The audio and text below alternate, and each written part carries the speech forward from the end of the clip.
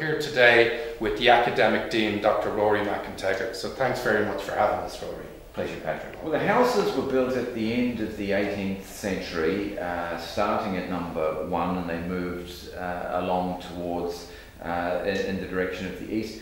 And originally they were populated by aristocratic families, so that they could be close to the leading aristocratic family in Dublin, the Dukes, the House of Leinster, the Dukes of Leinster.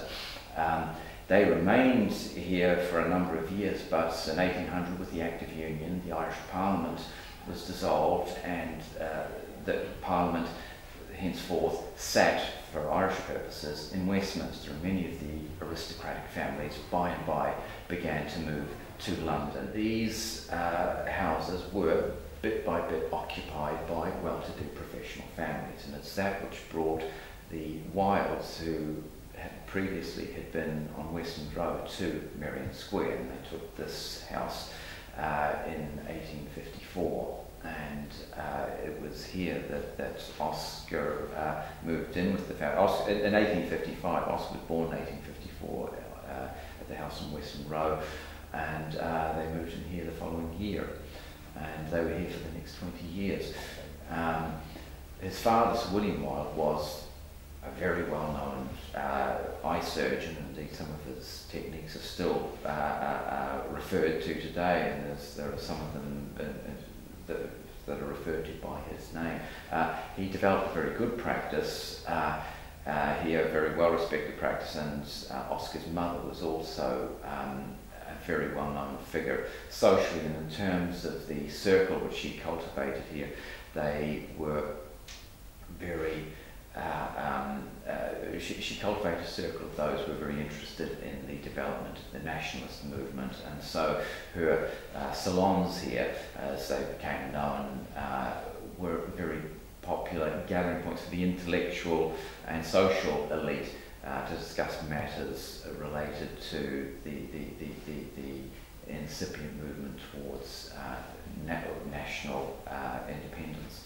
And so the house was a focal point for 20 years that Oscar had it as his home. And it was a very exciting address in terms of and stimulating address in terms of the sort of people who would have come here and whom he would have interacted with.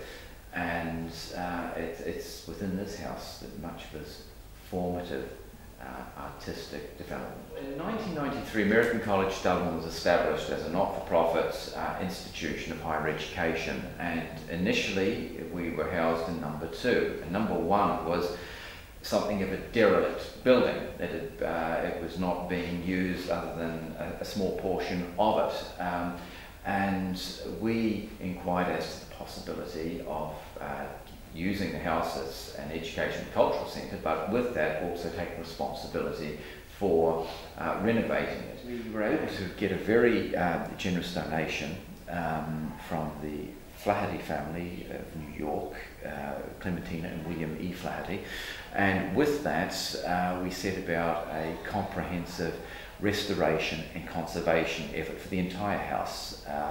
And that took approximately 3 years to complete the main stages of it. Thereafter, the efforts was centred around conservation, involved a full structural and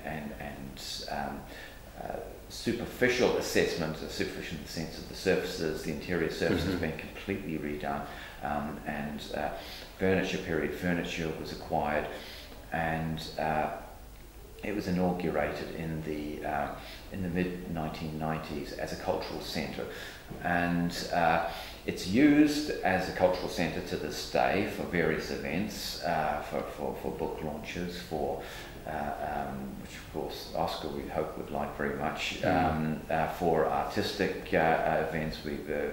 Painters do exhibitions here. And also it is used for teaching. The upper floors are used as classes on a daily basis. So it's a cultural centre, but it's very much a cultural centre that is alive and in constant use. Okay. And finally, would you have students from all over the world study here? We do. As the name suggests, Americans and Irish were our core group to start with, and we still have a lot of Americans, and we have a lot of Irish students, but we have students from all four corners of the world.